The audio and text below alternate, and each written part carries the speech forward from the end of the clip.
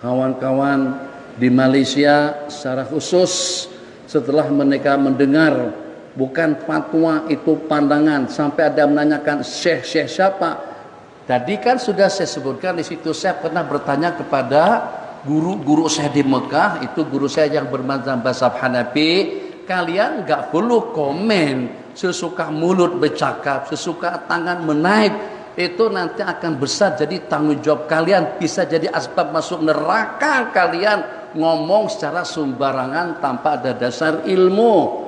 Jadi kalau seandainya kalian pengen mau tahu, habis sebutkan dalam penjelasan tersebut, menurut ulama Hanafiyah pada Buddha minis jima ilmu ta'akidah di wasul bi majlis akadin.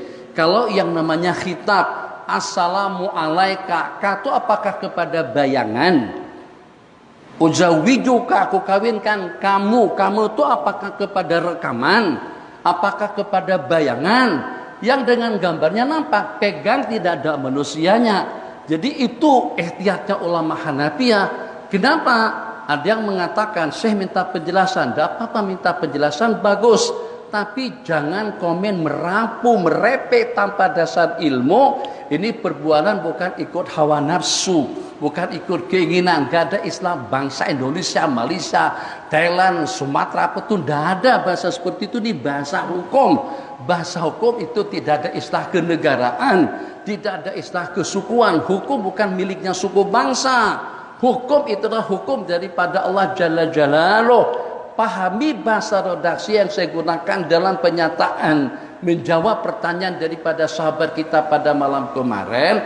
Yang saya nyatakan di situ, ulama Hanafiyah mengatakan harus terhimpun antara yang mengawin dengan yang dikawinkan. Kalau seandainya tidak bisa terkumpul, bisa saja wali daripada Malaysia, siapa yang mewakili wali yang menikahkan pada malam hari itu atau pada siang hari itu, orang tua berkenan, kirim wakil, angkat ganggang telepon salah seorang daripada laki-laki yang sedang bersama laki-laki yang mau dinikahkan di Amerika.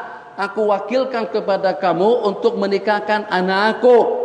Kalau seandainya yang dikhawatirkan itu adalah zina, ini pasangan dua laki sih sudah berada di Amerika, sedangkan walinya ada di sini, tidak perlu online. Hantar surat wakalah secara telepon silahkan saja, tapi bukan dengan akad nikahnya. Kita tunjuk salah seorang daripada wakil kita di sana, mungkin temannya si pengantin laki-laki, mungkin juga sepupunya, mungkin adik beradiknya. Aku lantik kamu untuk mengawinkan anakku dengan fulan bin fulan, selesai.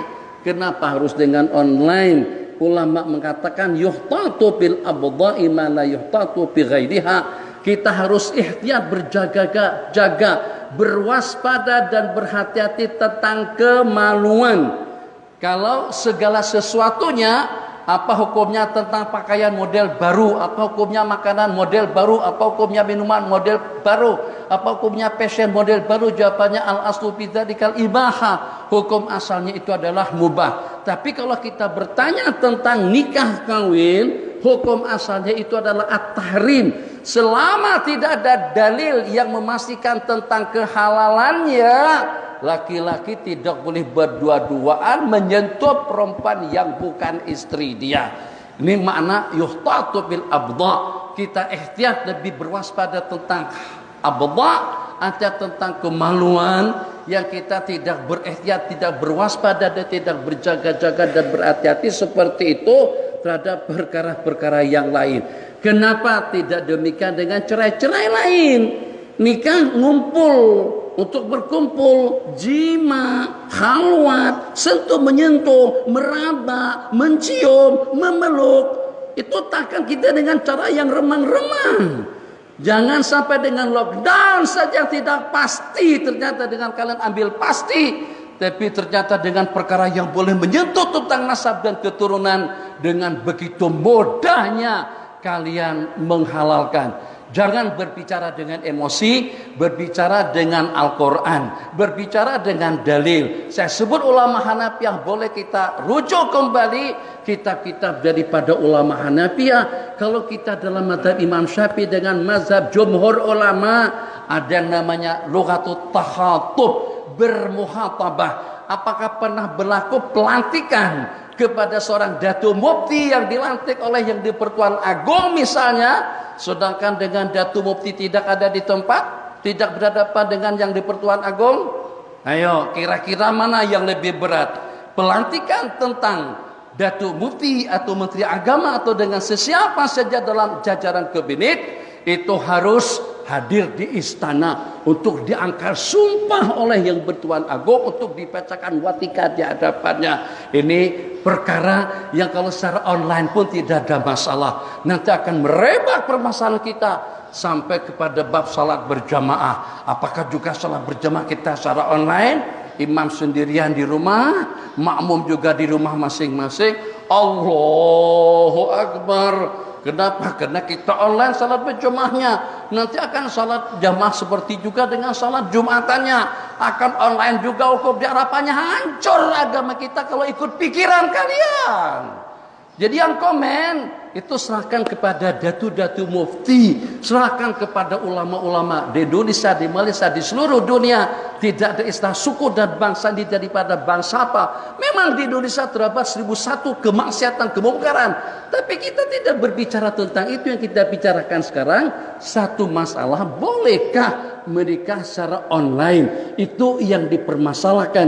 Jadi khitab kita pada kita ucapkan assalamualaikum. Assalamualaikum, apakah boleh kepada bayangan yang bagaimanapun, macam manapun bentuk rupa corak, tusuk mukanya tidak akan kesakitan, sentuh tidak akan tersentuh. Kenapa? Itu tidak lebih daripada gambar.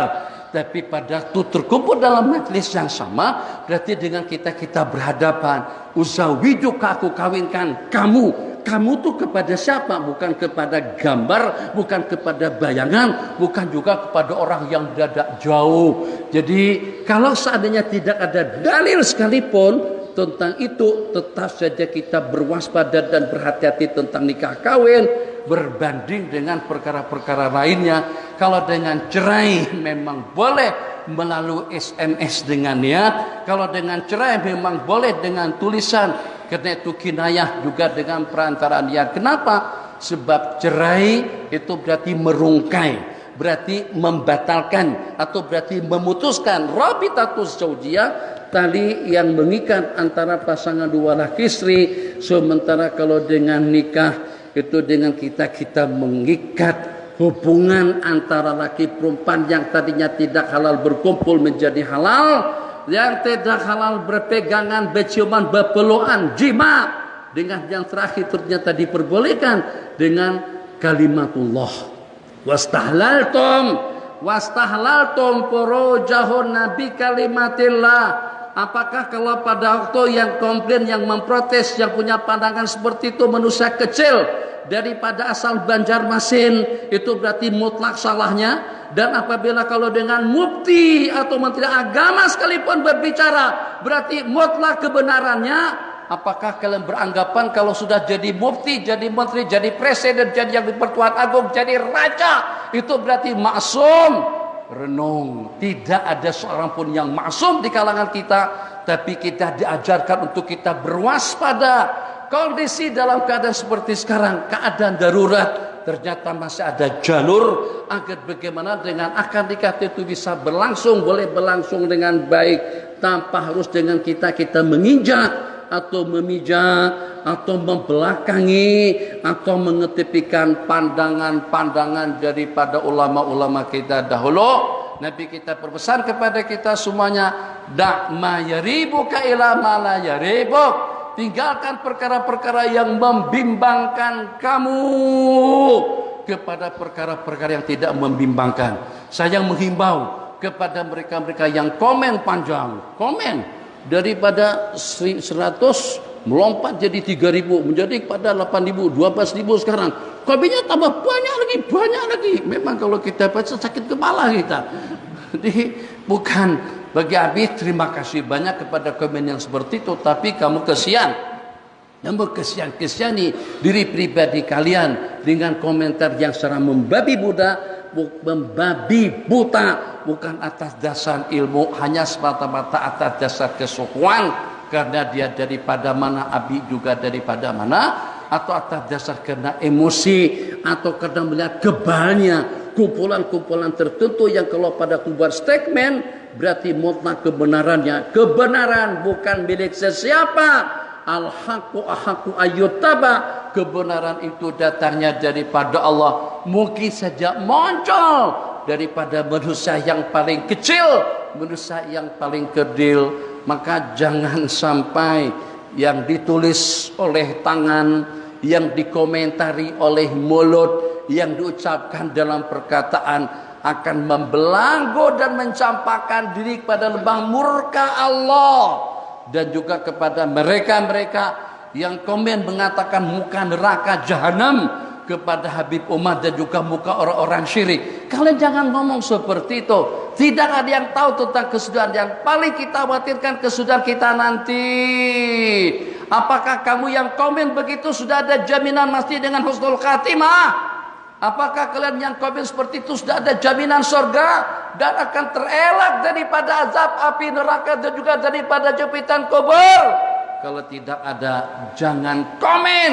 Itu boleh memperangkap dan membawa Anda kepada lembah riddah, menjadi manusia yang murtad kepada Allah Jalla Jalaluh. Sebab kenapa? Sebab Anda komen secara membabi buta, bukan komen melalui Facebook. Jadi insya Allah tidak keliru kalau kita katakan di antara daripada alat komunikasi canggih yang paling banyak membawa manusia masuk ke dalam neraka itu adalah yang namanya Facebook, yang namanya WhatsApp, yang namanya Instagram, dan juga yang namanya peralatan-peralatan canggih yang kita gunakan sekarang ini.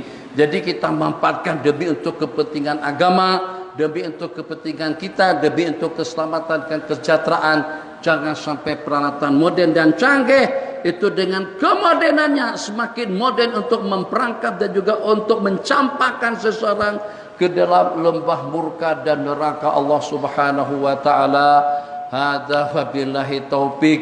Moga-moga kepada para hadirin, kepada yang live pada siang hari, pada tengah hari ini, senantiasa Allah jaga mulut kita, tangan kita, kepala kita, pikiran kita, rancangan kita, ucapan kita, penyataan kita, fatwa kita, pandangan kita. Allah jauhkan kita daripada perkara-perkara syubhat.